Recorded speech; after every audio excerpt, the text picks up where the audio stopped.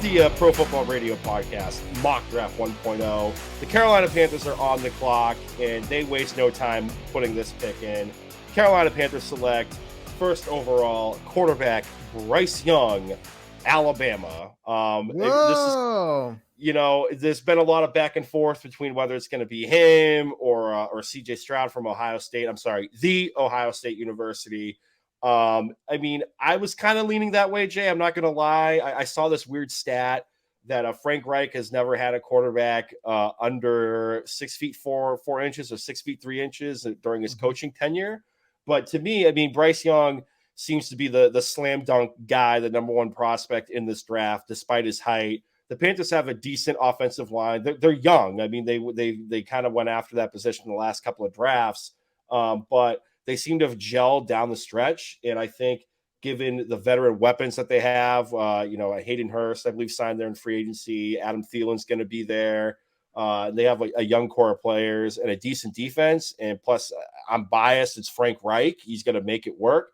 I think Bryce Young is going to thrive, not only on this team, but let's be honest, a weak NFC South. And by weak is being kind. So this is definitely a winnable division for a rookie quarterback and a new head coach. So give me all the Bryce Young stock on this one. There you go. They got their quarterback of the future. Okay, moving on to number 2, the Houston Texans, my pick. I'm going to take CJ Stroud here from the Ohio State University. Now, in a weird world where things get nuts, I can see the Houston Texans punting on this pick here. You mentioned this a couple of times via text. We can see, most people believe 1, 2 are going to be quarterbacks and 3 is where the draft really starts. But there is a scenario where the Houston Texans are taking calls for that number 2 overall pick, and they could move off of that. So if somebody really likes, CJ Stroud, Anthony Richardson, whoever it is, they can come up and try to take that guy. But for the time being, I think they do like CJ Stroud enough to draft him. The Texans have been looking for a franchise quarterback for a while now, ever since Deshaun Watson left Houston.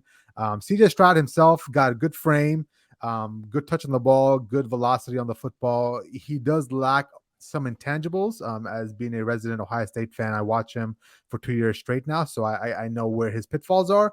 But if you put him in a system where he feels valued, which is key in all of this, he has some, I don't want to say trust issues, but he definitely needs to know, whoever is drafting him has his best interest at heart. And if you do provide that for him, then I think from there, the sky's the limit for this kid. So if he's mentally right and he's got the support he needs, he can do really great things in the NFL. Nice. Love it. Yes. Now, number 3, your pick for the Arizona Cardinals. This is where a lot of people have a trade happening. Do you have a trade happening here? You're goddamn right. I have a trade happening here, Jay. And let's be honest, it came out a couple of days ago that I think the Arizona Cardinals put it out there just to drum up some business that at least 6 teams were in the running to trade up for the spot. In reality, I think it's probably about 3 teams tops that were in the spot to trade up, and we're gonna have the Las Vegas Raiders trading up to number 3. A couple of people, notably Ben Albright on Twitter. He also covers the Denver Broncos, NFL Insider, also pre-Twitter meltdown, Ben Albright. But that being said, is he all right? I think he is okay. Love you, Ben. I'm not taking shots at you. I hope you're doing better. But he was one of the first people banging that drum that the Raiders could be on the move for the draft board. And I think it's going to happen. Honestly, we're just messing around with the trade compensation to have the trade go through. So this isn't like a blind, this is just a dart throw at this point, just to get it to happen. Accepted. It did get accepted. We did the pre-show to see how this would work out. But I have the Raiders trading up to number 3, and I have the Raiders selecting quarterback Anthony Richardson from the University of Florida. He looked great at the combine. He looked great at the pro day. He probably has the strongest arm out of this draft class. Let's be honest. He has the highest ceiling out of this draft class, a big frame, a lot, reminiscent of Cam Newton when he came out of college out of Auburn. But there's also an argument that could be made of this guy has the lowest ceiling, lowest floor, I should say, out of all the quarterbacks in the draft. But for me, you're in the AFC West. It's a hard division. Even with the Denver Broncos being the Denver Broncos, if he's able to sit behind Jimmy Garoppolo and take the time to learn the system that Josh McDaniels wants to do and to fine tune the intermediate passing throws. You couple that with his legs, especially with the offensive line of the Raiders, he's going to have to use those legs to essentially stay alive. Let's be honest. In this division with Patrick Mahomes, like, you're going to need firepower to keep up. And in theory, he pans out. He has a cannon of an arm, stretch the field with Devontae Adams. I think that this could be a good move for the Las Vegas Raiders. And I mean, let's be honest, it's also kind of like a prototypical Raider pick. When Al Davis was alive, like the quarterback to throw the ball a country mile, and Anthony Richardson can throw the ball a country mile. So silver and black, Anthony Richardson, Las Vegas Raiders. Yes, sir. Okay, at number 4, I have the Indianapolis Colts taking Will Levis. They finally find their quarterback. It's been 5-6 years in a row. They have a new quarterback every single year. It's been basically a rotating door at quarterback, and they've got to find the guy for the future. Now, Will Levis himself, 6'4", 229 pounds, massive arm. He has a massive body. He's physically imposing. His arm, he can throw into tight windows. He can throw downfield. The only concern with him is some of his fundamentals and his accuracy kind of can be spotty. There's a reason why he left Penn State, had to go to Kentucky. And at Kentucky, we thought he's going to have a great, year that's going to propel him to the number 1 overall pick. But he's kind of been hit and miss. And a lot of it comes down to the details of his game. I mentioned his footwork and his accuracy. So hopefully that's something that he can work on in the NFL. Now, in this scenario, Puma, I haven't, the Colts taking Will Levis, but I can also see this being another potential spot where somebody can move up and take somebody, right? I think the Colts are maybe open for business. And a lot of these quarterbacks here, besides Bryce Young and CJ Stroud, they're kind of developmental guys. So I can see a scenario where a lot of these teams are thinking, you know what, next year's quarterback draft is much stronger. Let's go ahead and punt this year and play for next year, essentially. Yeah, I can buy that. And, also in the ultimate let's get nuts scenario, Jay, we were talking about this in pre-show. I can also see the Colts, Jim Irsay being Jim Irsay, potentially trading this pick to Baltimore to get Lamar Jackson. Or the other one, which I think is less likely to happen out of the two. I mean, honestly, I don't see Jim Irsay doing it, but it's Jim Irsay. It's not beyond the realm.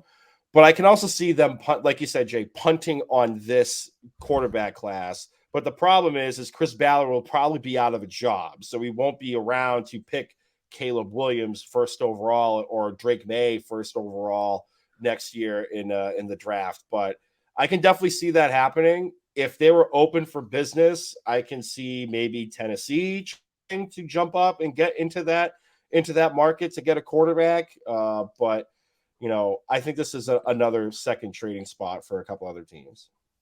Okay. At number 5, who do you have the Seattle Seahawks taking? Number 5, we're going to go on the defensive side of the football. The Seattle Seahawks select Tyree Wilson, edge rusher, Texas Tech. Will Anderson has kind of been deemed like the air quote the safer pick out of this draft class, especially with I don't think so. With Carter, right? With Carter having his fall from grace per se, with the off-field issues, with the death after the national championship game with an auto accident and being out of shape at the combine.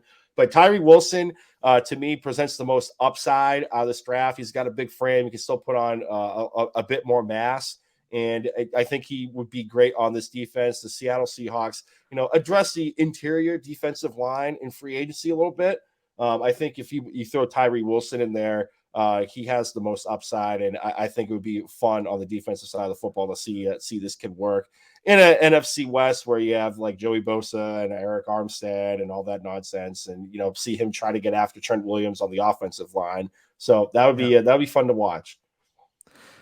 So next up at the Lions at number 6, they're going to go defense here because their offense is fairly set. They have issues stopping people, so they're going to go on defense here. But I was up in the air between Christian Gonzalez and Jalen Carter, mostly because I believe Christian Gonzalez is a safer pick here because of Jalen Carter's off the field issue that kind of arose the last couple of weeks. But I just can't pass up the talent of Jalen Carter. Like the guy is what, 4'6'3", 314 pounds, can line up anywhere on the defensive line, can play three down tackle. He can basically wreak havoc. He reminds me of a young Aaron Donald, and I know that's high praise, but his motor's there, and his work ethic seems to be there. So I am going to have the Lions taking Jalen Carter here, with the caveat being the Lions system has to be strong enough to mold this young man. Obviously, he has some off the field issues, and I'm hoping he's over that now. So hopefully, that's something that the Lions can help mold for him, help him out. Yeah. Now for the Lions, like in reality land, do you see them potentially being in the business of getting a quarterback? So let's say one of the guys falls. Let's say Will Levis is sitting there. I think it's gonna be 1, 2, 3 for the most part. But if it does get nuts, I can see them kicking the can on basically, talking about if a quarterback is worthy or not. Um, let's be real. Jared Goff has what, 1, 2 more good years in him, right? And he's always spotty. He's always up and down. So I can see them potentially taking a quarterback if somebody's available. Do you? Yeah, for sure. Whether or not it's they take it here, or maybe they we'll get to it towards the end of the draft as being a team that might trade back into the first round to get a quarterback. But I definitely see it as a possibility. But my gut kind of says they'll take Christian Gonzalez at cornerback just to shore up the secondary, because from a betting perspective, they were the over team you always wanted to target because their Mhm. defense really couldn't stop anything. However, after they did fire that cornerbacks coach midway through the season, It got better. the secondary did get better. So Mhm. I think you throw him in there, Gonzalez, that would be a really massive boost for the Lions. But I mean, Jalen Carter, you can't go wrong either. Just like you said, the potential upside if he's able to right the ship. Yes, sir. All right, number 7. Who you got here? 7, the Arizona Cardinals trade down and they get the guy they've wanted anyways, even if they were still going to be picking number 3. They're going to be taking Will Anderson, edge rusher from Alabama. Now, like I said, a lot of people seem to deem him as the safer pick in the draft per se. Jay and I aren't really in agreement with that. But I do think they take Will Anderson. I mean, J.J. Watt retired. That defense needs a big overhaul. Honestly, the Cardinals are in a rebuilding year, as funny as it sounds with that albatross of a contract they just gave to Kyler Murray. But, Gannon, the new head coach, the former defensive coordinator for the Eagles, I think he'll be able to use Will Anderson Jr. as a building block on that defense for years to come. So give me Will Anderson out of Alabama. Nice. At number 8, I've got the Falcons taking a little bit of a project here in Miles Murphy from Clemson, the edge rusher. Now, just like we're talking about AR-15, how he's going to be a boom or bust kind of guy, same thing here with Miles Murphy. He's 6'5", 258 pounds, and he is producing at the college level strictly based off of his physical skill sets, right? Ultimately, the NFL game is more of a tactician game. You got to learn your skill sets. You've got to basically repeat reps over and over again, and basically become a master of the trade. So he's gonna have to learn, and it's going to be a little bit of a process. I mean, he's still 1 or 2 years away from actually contributing to a team, but if the Falcons pour some resources and effort into him, I think this kid could be phenomenal, man. Like, we're talking like meet between JJ Watt's size and Von Miller's like speed and quickness. Like, he is that kind of like athletic freak that can become something massive for the Atlanta Falcons, but it will take a little bit of time and effort for those guys. Nice, nice. Who do you got at number 9 taking those Chicago Bears? Now, in the real life draft, I think this is where the offensive tackle run begins, because this is the offensive tackle position it's really weak this year. Not weak in talent, but just in depth, I guess is the right way to put it.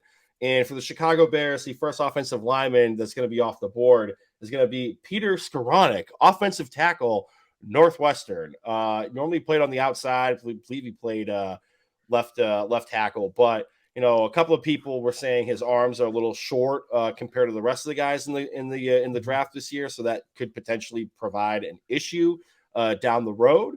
But a lot of people have been saying, he can't pretty much play any position on the offensive line. He can be kicked inside and be a guard.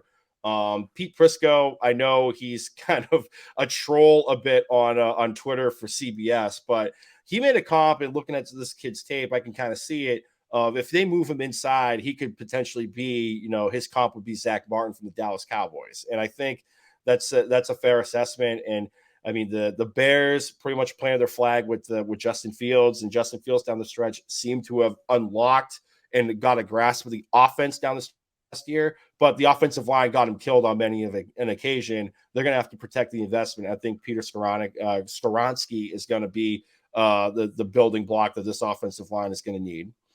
Yeah. Okay, at number 10, I got the Philadelphia Eagles picking here. And, there's a lot of great talent still left on the board here. We got Paris Johnson. We've got, Christian Gonzalez, Broderick Jones.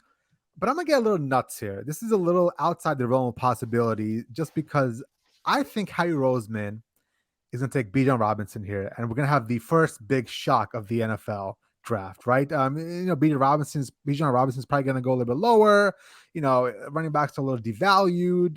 But I think with how far along the Eagles are, putting him into that running attack with Jalen Hurts could be lethal. Bijan Robinson's the kind of guy that can, run 30 times a game. He can run 15 times a game. He can catch 25 times a game. He can catch 4 times a game. He really is a jack of all trades, and his athleticism is off the charts. Now, ultimately, Bijan Robinson's not going to carry you to the Super Bowl. So, if somebody like the Atlanta Falcons or even the Cardinals have so many needs, Bijan Robinson doesn't make any sense for them. But for the Eagles, coming off a Super Bowl appearance and being so close to winning, I think he could be that final piece needed to get him over the hurdle. Nice. Love it. I love the let's get nuts scenarios. And I mean, honestly, Jay, they just got rid of Miles Sanders. They barely even used him. Bijan is a savage out of Texas. So this is a place where I can see Devin Witherspoon going or Christian Gonzalez, truthfully. But with Bijan in that offense with Jalen, that'd be nice. Love it. All right. The Tennessee Titans are on the clock, and they're going Paris Johnson Jr., offensive tackle, the Ohio State University. A lot of people, and Jay, you can add any analysis as well too on this one because you've seen this kid from the jump. A lot of people, and a lot of people, rightfully so, in my opinion, have Paris Johnson as the number one offensive tackle prospect in the draft this year. Super versatile. I believe he can play pretty much anywhere on the line. He's going to be an all-pro in the future, and a couple of people had a comp of his as Andrew Thomas coming out a couple of years ago.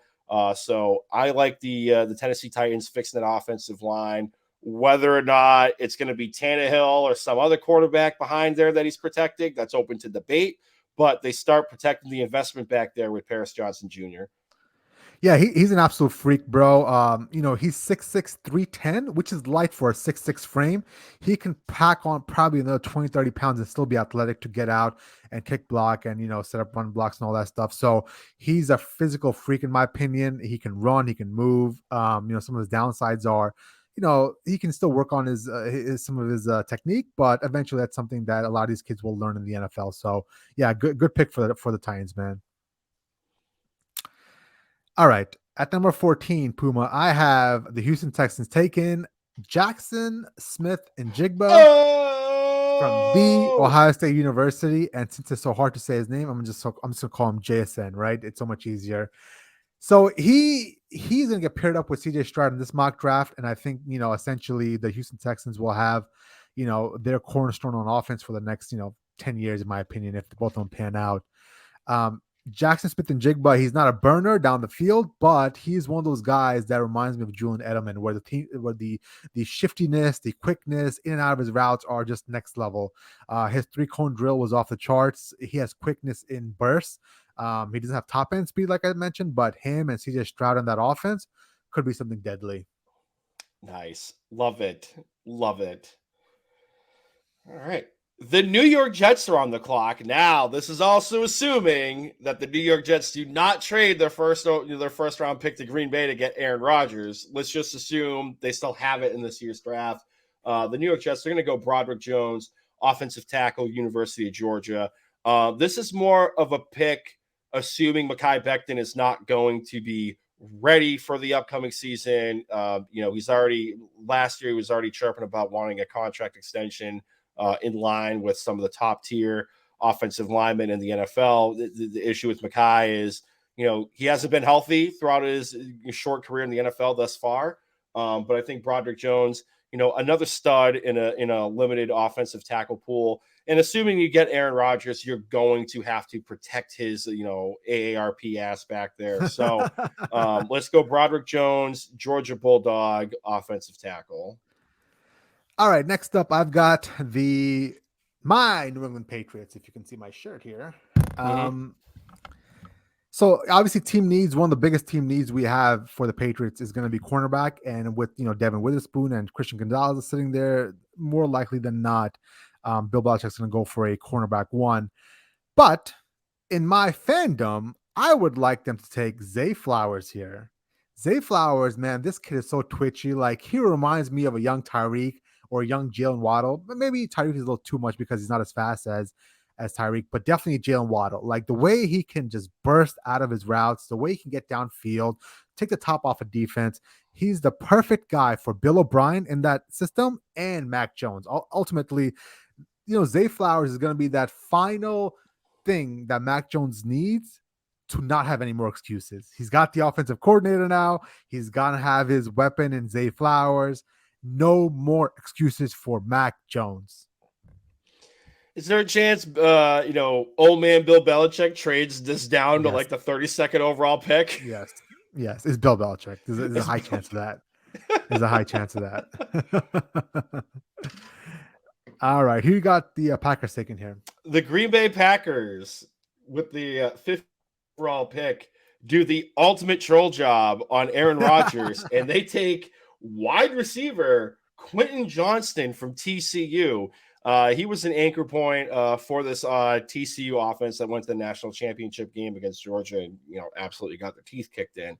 But he was great in the big, in the league, the Big 12. Absolute stud, big guy. Some people say he's going to run under like a 440 in the NFL. I don't see it that way. He's a big frame guy. He's a big body. He can really get the 50-50 ball. And I think, a comp that I've heard is he's kind of compared to T. Higgins of the Cincinnati Bengals. And I think you pair him with Romeo Doubs and a Christian Watson, who was really coming along last year, and a young quarterback in Jordan Love, who I was high on a couple of years ago when he came out of the draft. I think we're going to see 2019, 2018 Jordan Love from Utah State in the NFL. We saw flashes of that in a limited start when Aaron Rodgers got hurt against the Eagles. And I think this is going to be an offensive, alignment that's going to be fun to watch. And let's be honest, a weak NFC conference. It's kind of wild that the Detroit the Detroit Lions. I've been watching a lot of baseball, Jay. The Detroit Lions are the chalk pick to win the division. But I think with this team and the coaching staff and the quarterback that's going to be buying into what LaFleur wants to do offensively, I think Quentin Johnston could be fun to watch as a big red zone target for this team. All right, and then finally, the last pick in our mock draft. Sorry about that. In our pre-production meeting, Puma, I talked about Joey Porter Jr. Actually, you mentioned Joey Porter Jr. going to the Washington Commanders here. But as I'm sitting here looking at this, Christian Gonzalez is still there. Mm-hmm. Like, this is where at number 16 and Gonzalez is still there. Yeah, I would run to the podium and take him here. The kid's 6'1", 200 pounds. He's fluid. He makes it look easy. Like, he's one of those guys that has those like loose hips. And I'm not talking about loose women here, but I'm talking about one of those guys that just like, he basically turns and goes, and he can play inside, outside zone. He can press, he can man, he can do whatever you need him to do. So he does have some issues with his motivation. He's not one of those high motor guys. So you got to basically, light a fire underneath his ass, for lack of better words. But if you have a motivated Christian Gonzalez, he could be an absolute stud. Nice. Well, he's got Jack Del Rio and Riverboat Ron Rivera to chew his ass out. But no, yeah.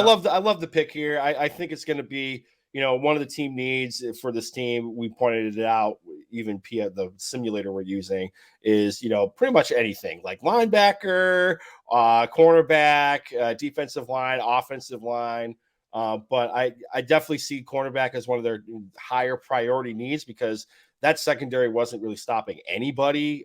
They were towards the bottom end of the league last year as a scoring defense. And I think